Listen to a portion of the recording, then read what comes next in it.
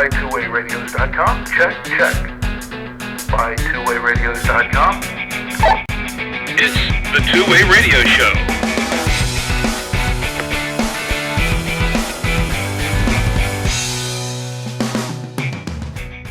And welcome to the Two-Way Radio Show. I'm Rick Savoya. And I'm Danny Feemster. And this is the podcast about two-way radios for business and consumer communications. Today we introduce a new tri-band ham radio from Wouxun. We'll talk about its features, discuss some of its customization options, and how it compares to other portable handheld amateur transceivers. We'll also take some of your questions from our blog and our forum at twowayradioforum.com. Our show is sponsored by Buy2wayradios.com, the source of two-way radios and radio accessories for businesses and consumers since 2002. Buy2wayradios.com, your radio specialists. When it comes to portable handheld ham radios, Wouxun has quite the selection. From the classic dual-band KG-UV8D series to the quad-band KG-935H, they seem to have amateur radio fairly well covered. Now, Wouxun is launching another ham radio into the market called the KG-935H. What does this radio offer that is different from all the others? Well, that's a good question, Rick.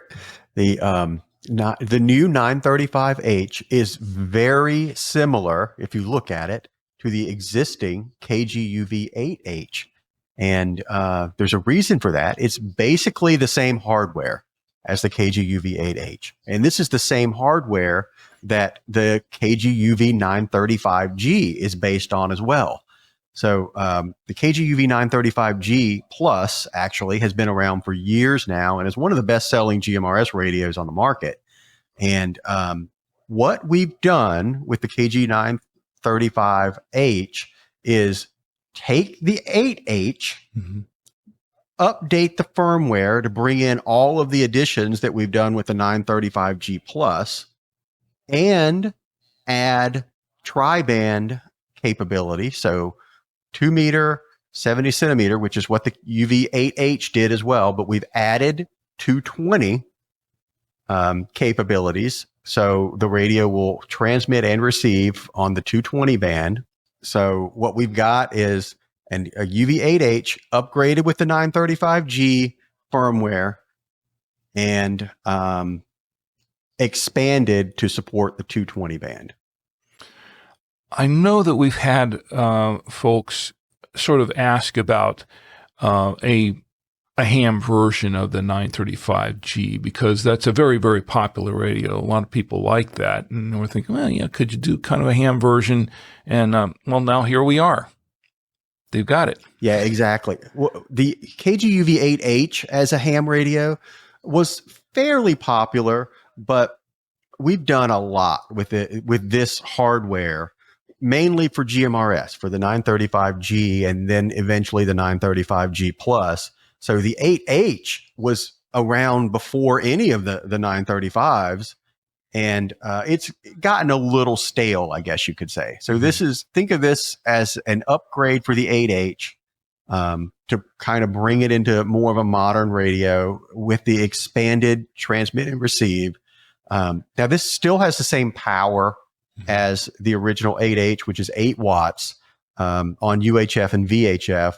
It's a little bit lower at 6 watts on 220, but that's still pretty solid. So physically speaking, it's pretty much the same radio as the 8H and the 935G and the 935G Plus. It's basically pretty much the same shell. It has the same look. It has the same feel, pretty much the same buttons, that sort of thing. So it's very, very similar to those radios.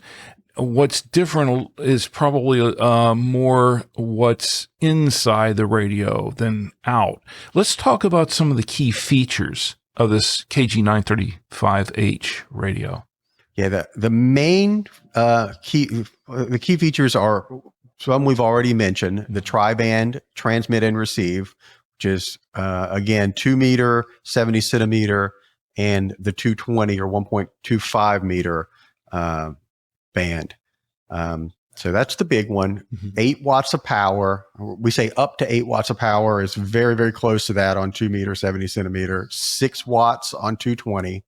It has USB-C charging. That's with the port on the battery, even though it also comes with a desktop charger. So you can charge it either way with USB-C or the desktop. It's IP66 dust and waterproof, which is better. A lot of people are going to compare this to the 9 series, and maybe we're going to do that later in this episode. But the IP66 versus IP55 is a big advantage for the 935H. And that's the same as the 935G. Now, it has one other little improvement here with the display that we've had a lot of queries about in the past. And I think this is a good update, a good upgrade. That's right. I forgot about that. The 935H is introducing a new, brighter display that should be better for outdoor use. It's the same graphical full color display, but Wouxun has made some changes, and now the brightness capability of the display is greater than before. So you can up your brightness settings, and brightness 10 is brighter than brightness 10 was on a 935G or the previous 8H radio. So I'm excited to see that. Well, I have one right here, fresh out of the box. In fact, I just pretty much started doing unboxing for it a little bit. And I'll tell you what we've got in this thing. We've got the radio, of course. The radio's right here. And the battery, the USB-C. It does. It looks very much like I think I have a 935G behind me somewhere. But it looks very close to it. I should have brought one up front so we could really compare it. But there's not much to compare it to because it's basically the same shell. We've got the battery with the USB-C charging port on it. And then, of course, in here we've got the, I'm not doing unboxing videos for the most part, but since I have it here, I might as well just get it out and put it together, right? And then, of course, now this one is interesting because it comes with not one, but 2 antennas. Let's talk about that for just a minute, Danny. It comes with the same dual band 2 meter, 70 centimeter antenna that the KG-UV8H includes, but because we added 220 capability, we also added a 2 meter 1.25 or 2 meter 220 antenna as well. So it's a different antenna that's tuned specifically for 2 meter and 220, in addition to the 2 meter 70 centimeter antenna. Well, now opening these up, just a moment. This is the 2 meter 70 centimeter antenna that's marked on here. I'm going to put that one on the radio here, and then we have this the other one, which you just mentioned, is the 220, and it's a little bit thinner, it's almost the same size actually, but it's just a little thinner. That's what it looks like. It's not marked down at the bottom, but here we go. The unmarked one is the 220 antenna. But it's pretty much the traditional, classic UV8H and 935G look to it and the feel. Very solid radio. Very solid. So what else do we have going on in this radio? What are some of the other features? If you're comparing it, like maybe we should talk about some of the upgrades that the 935 series, I guess, gets that the 8H didn't have. This is when we were working with Wouxun to build the 935G and the 935G Plus. These are firmware changes that are improvements over the original 8H. Because remember, the 935 was based on the 8H ham radio to begin with.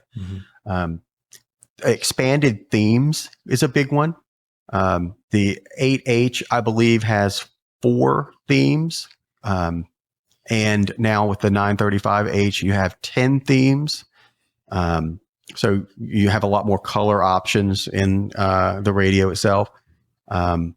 There's a lot of NOAA weather features. The 8H did not have a weather mode built in. But This now one does. that we've moved up to the 935, now we have a special dedicated weather mode. And in addition to the weather mode, it supports weather alerts.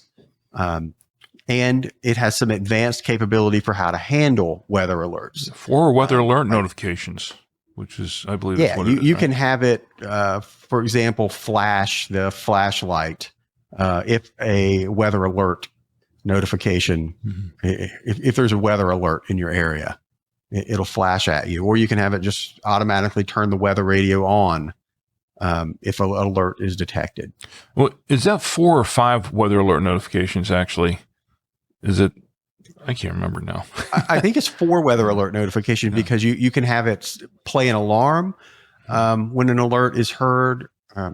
You can have it use the flashlight. You can have an alarm and the flashlight, or you can just have it immediately change to the weather channel if an alert is discovered. Now, this radio is also dual channel receive. So, I mean, it's you've got two areas on here as with the 8H, and you've got the 935G plus. You've got the area A and the area B. That's what we call area A and area B. And so you've got the simultaneous dual channel receive, and you've got both the channel and frequency modes in here. So that's nice. And I believe that was on the 8 as well, sort of. The programming software has been updated. The programming software is now, I guess, better English. All of the labels for the software look better. It looks more consistent with the later software from Wouxun. It also has the same type of PF key configurability that we brought to some of the newer Wouxun radios, such as being able to assign any PF key function to any PF key instead of having PF1 only have these options and PF2 only having these other options. There's also a lot more configurability than was there before. Let's listen to the English lady here.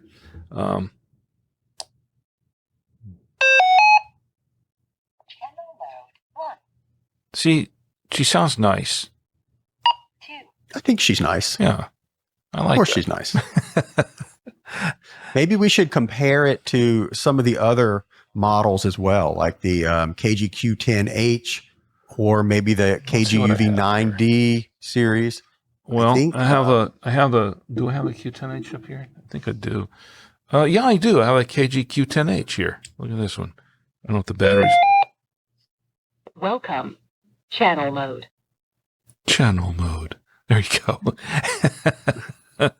Now, I do like the Q10, the voice on the Q10 better than I like the voice on the 935 series. The 935 is more synthetic. The Q10, we actually had someone record the prompts, so it's a little. Maybe I'm just partial to it. No one else probably cares.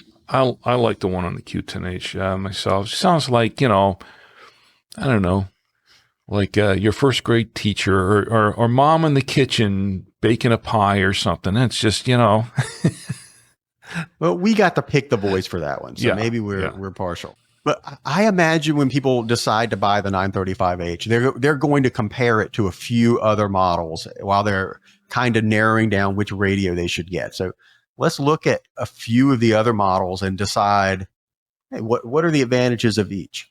okay. What do you think? Well, there were some features in here that we didn't mention though. Yeah, but they're all stuff like stopwatch and voice guide. no, and, wait a things minute, that everybody knows about. Did we miss anything important? Yeah, we did. We did. What about the PF key quick guide? That's a nice one. I mean, that's something we added with a 935G plus, where we heard from a few customers that, if you've got so many options on your PF keys and remembering what they're assigned, you can just hold down the exit button and it'll pop up a screen that shows you immediately what your PF keys are assigned to. So that's kind of neat. Yeah, I think so. I think it comes in really handy when you're out in the field. You know, you've programmed your radio, then you go out into the field, you're out there and like, okay, wait a minute, which assignment did I have for this key and which one did I have for that one? You know, it's an easy way to check. And I'll tell you something, I've had some confusion with that in the past when I would be programming PF keys to do certain things, and I have to go back and reprogram to do something else for another task, and then I'd forget, wait a minute, which PF key did I have assigned to this? Oh no, I took the flashlight off this one and I put it down here, and you know, so it does have, yeah, I think it comes in very handy. Yeah, it saves you a few seconds. You don't have to go to the menu and scroll down to the PF key assignment area. So it's nice. It really helps me out because of, you know, testing these radios all the time. I'm always assigning PF keys to something else just to make sure the feature works when we get a new model in or something. Same here. Well, see, I don't do what you are saying that you do there with the checking the menu to find out what the assignments are. I wind up in the end when I'm out in the middle of somewhere just trying to figure out what I had programmed to something. I wind up just pressing all the buttons to try to figure out what it was, and that just causes a lot of trouble. So now I do the same thing most of the time. I'm like, I'll just push it and see what happens, and then or where did I put the flashlight? And then you end up pushing. You're going through 6 things, and it would have been easier just to go to the menu. And sometimes it does things you didn't really want it to do. You know, like that alarm. Yeah, SOS. Or send out a caller ID to somebody that you didn't want. Yeah, that's happened. But you know, it does support the standard and the non-standard CTCSS and DCS, the tones and codes. You got the split tone and code support. Now it's easy to say that, oh yeah, they're all on these other radios, but you know, some of these things like the tone scan, that some of the stuff isn't on some of the some of the other older Wouxun ham radios, and this is at least not that I know of. And but all that stuff is on the 8H. Yeah, so, yeah. I mean, I was concentrating on the differences. Let's see. Is there anything else on this? Crossband repeat is probably something we should mention. That was available on the 8H, but that was removed from the 935G, but it's back on the 935H because it can be supported in ham radio, whereas GMRS, it can't be. We got the compander, the scrambler, the DTMF functionality on this. Are a lot of people using DTMF really? I guess a few do if they know what it is. It's a lot more common on ham than GMRS. Yeah, for sure. Oh, I'm sure it is. But you were talking about how it compares to some of the other ham radios. Let's go into that. How does this really compare to? One more feature we should probably list before we get into the comparison, and that's the price.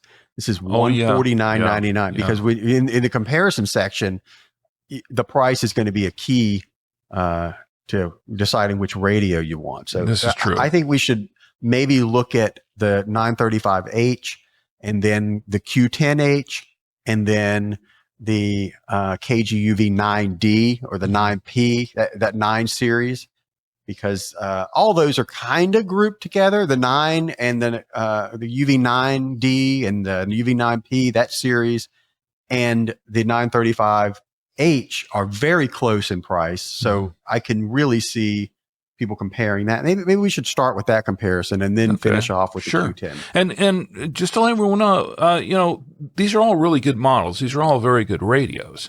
We're just kind of doing a comparison to see what feature sets maybe you prefer from one model that maybe the other model might not have that you might need.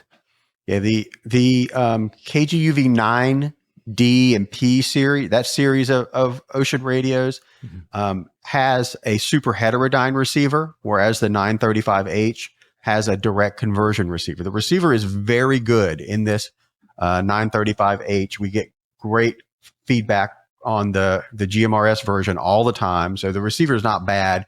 I think this receiver is superior in the 935.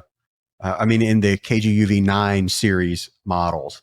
But what those models don't have that the 935H does have is the 935H is IP66 waterproof, has the USB charging, supports themes, and has a display that's more horizontal than vertical. And I think that makes it a lot more readable. The display orientation is, I think, superior on the 935 series. I think that's the big ones. Let's see, themes, configurability is better on the 935. Really, the 220 is also key. Yeah. The 9 series, the 9D, the 9P, those will receive on 220, but they will not transmit on 220. So they're not, although they have a very wide receive range, they only transmit on 2 meter, 70 centimeter. If it were me, I would purchase the 935H over the UV9D, UV9P. What do you think? Yeah, I would. I'm kind of you know what? I have to admit I haven't used it for a while, but I still have an old favorite from way back, and that would be the KG-UV8D. But it is really, when you're comparing it now, it's been sitting on the shelf for so long. I used to use that all the time, but over the years, the last few years, it's just been sitting on the shelf more and more. And now it's got a layer of dust on it because every one of these newer models that comes out just sort of eclipses it in some way. And I think this 935H has really done that. I don't know when the next time I'm going to ever pick up that UV8D again.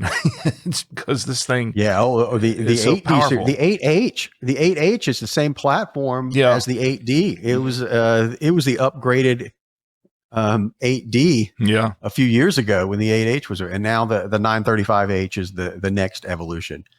So you would choose the 935H over the 9D series as well? I think I would. The only thing in that respect with the 9D, I think with the Mate, with all the extra receive bands, but I don't really listen to them that much, to be honest. So I think overall, the 8H is probably my new go-to. We probably should talk about that. I mentioned the wider receive band on the 9 series, but if that's something that's important to you, if you'd like to be able to receive on that, like it'll receive airband, even though it won't transmit on all these, you can receive on a wider range of frequencies. And sometimes the airband is kind of fun to listen to on the side. And I've done that, from time to time, turn on to see, because I'm in line with air traffic going over my house, and I can pick up those pilots and listen to the chatter between them and the tower, that sort of thing. So it's kind of interesting. But I mean, really, at the end of the day, I think all other things considered, I'd probably stick with the H anyway, the 935H. Yeah, I like the display orientation. I like the USB-C charging.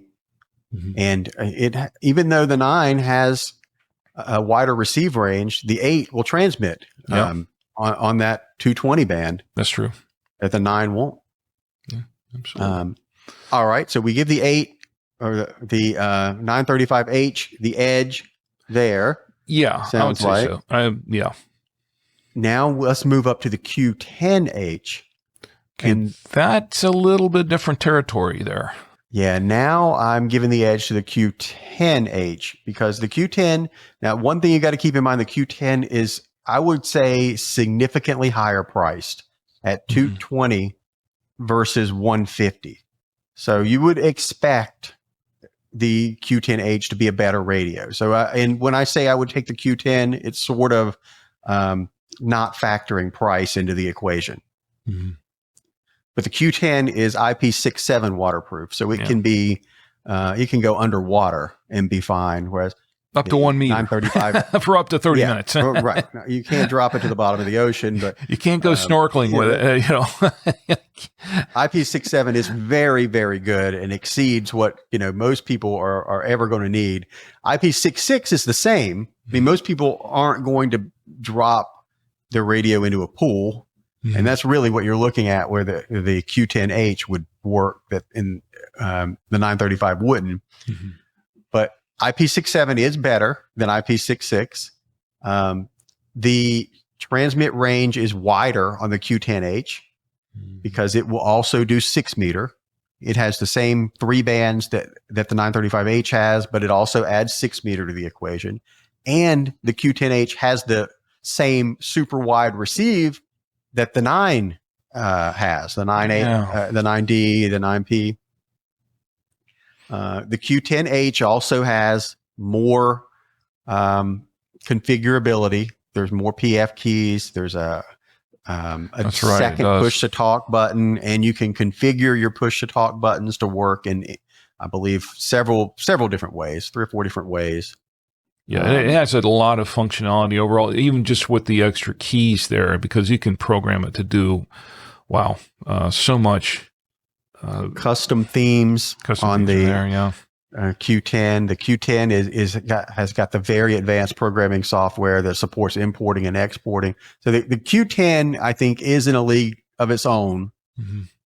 So you got to think about some of that advanced stuff if you're trying to decide between a 935H and the Q10. Is some of that worth it to you for the extra $70 you're going to spend? And now, for me, I like the radio better, the Q10H, but I think the 935H hits a really good price point. What you get for $150, it's a lot. It's a good value, I think, at the price. Considering everything the Q10H can do, also, I wouldn't necessarily say buy on price because you can't really, like you said, it's in a different league. So if you really need those other features and if they appeal to you, then that extra $70 is well worth it. Right. But I mean, think about it. You may have, some people are on a budget. Some people are already, to sell a $150 radio to the wife that she's like, another radio? Didn't you just get a radio?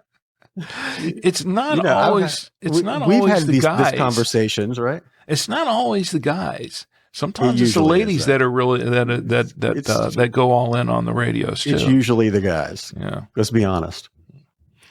I think that's changing a little bit. But here's what I'm thinking: is you may have we sell the tri-band TYT radio, right? Mm-hmm. The TH350. Yeah, TH350. Right. Now that is an $80 radio? Yeah, it's about that, and it's smaller. It's a lot more compact. It's lighter, but the trade-off there is that it's not nearly as feature rich. Correct, but let's say you talked your wife into spending $80 or $70 for the TH350, and now you're comparing all the tri-band models, and you're like, maybe you can get the 935H, which I would definitely consider an upgrade over the TH350, but you can't sell the 220 on the Q10. No. I can't sell that on my wife anyway. She's right. It's like another radio. She's one of those, another radio. So, yeah. But so overall, what's you prefer the Q10H over the 935H as far as what you prefer, but you would prefer the 935H over the UV8H, correct? I would prefer the 935H over the UV9D. Oh, 9D. Okay. All right. Yeah, I would also prefer it over the UV8H, but the UV8H is the older model that it's replacing. And by the way, we will be discontinuing the KG-UV8H. I don't know if we have many of those left. We have a few. We have a few left. I don't think there are a lot. Not that many. As of this recording, we'll probably, if you're looking for one of those, we'll probably be doing some kind of closeout as the 935H comes along. So maybe you can get a deal if you really don't care about the tri-band and any of these other features. Unless we've suddenly had a rush and sold out of them by the time the podcast comes out. I don't know. I think we were very low. Yeah, we are. All right, well, that's what we've got for the KG-935H tri-band amateur radio. Any final thoughts on that? I think we covered it. I would, if you want to learn more, I would suggest go back and listen to the podcast that we did on the 935G GMRS radio and then the 935G Plus GMRS radio, because in those episodes, we went into a lot more detail on the specific features of the radio and then what we changed from the 8H and what we changed from the original 935G. So pretty much everything that those GMRS radios do, this will do, with the exceptions we talked about, and with the exception of Channel Wizard. We removed the Channel Wizard from this because it's sort of GMRS specific. All right. Well, we have some comments and questions from our blog and our forum at twowayradioforum.com. And our first one comes from Ms. Dockworker CA. And Ms. Dockworker CA says, I'm looking for suggestions in case our grid goes down, how to communicate. I'm looking for suggestions on what to purchase. Economical and reliable is my aim. Can you suggest such a radio? Also, how do I go about getting a license? I live in Southern California. Thank you. And that's from Ms. Dockworker CA. And she didn't really specifically mention what kind of a radio she was looking for. That's going to depend somewhat on whether or not she needs a license or not. But what would you say, Dan? Sounds like a typical prepper situation to me. Like she's wanting to be prepared in case there's a grid down. So I would say it comes down to, do you want to deal with getting the ham radio license?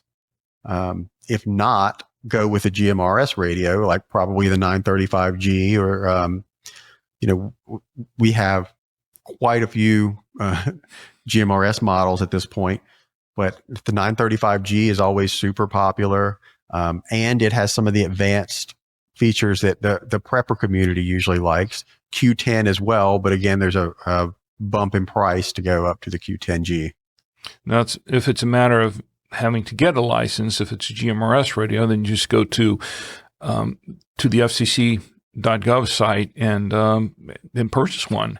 And we do have a blog post. We have an article on our blog at by2wayradios.com that takes you step by step into how to navigate the FCC.gov website and how to purchase the license.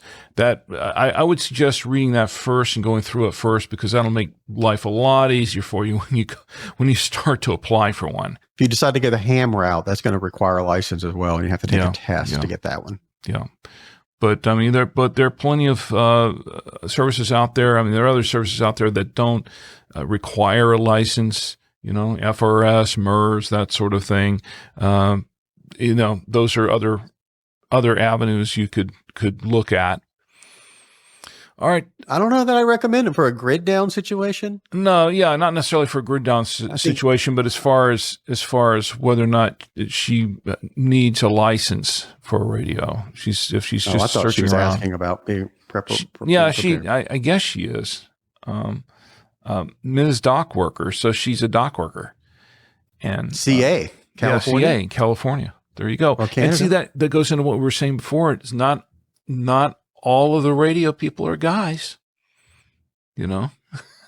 I never said they were all guys. I said they're mostly guys. Yeah. All right. Okay. I'll give you that. You see who comes in the store every day. Come on. Yeah. All right. Okay. Well, our next one comes from William. And William wants to know, he's got a question about radio compatibility. He says, we use the Motorola CLS 1410 handheld radios. Are there any desktop or base station radios compatible with these radios? Thanks. And that's from William. Yeah, there are. I mean, it's a business. The Motorola CLS 1410 is a business radio. And there are a number of business. We carry quite a few business mobile and base station radios that would, you'd have to program them to work with it. Here is the sort of catch here with this one. Well, there is the CLS 1110 is a 1 watt radio.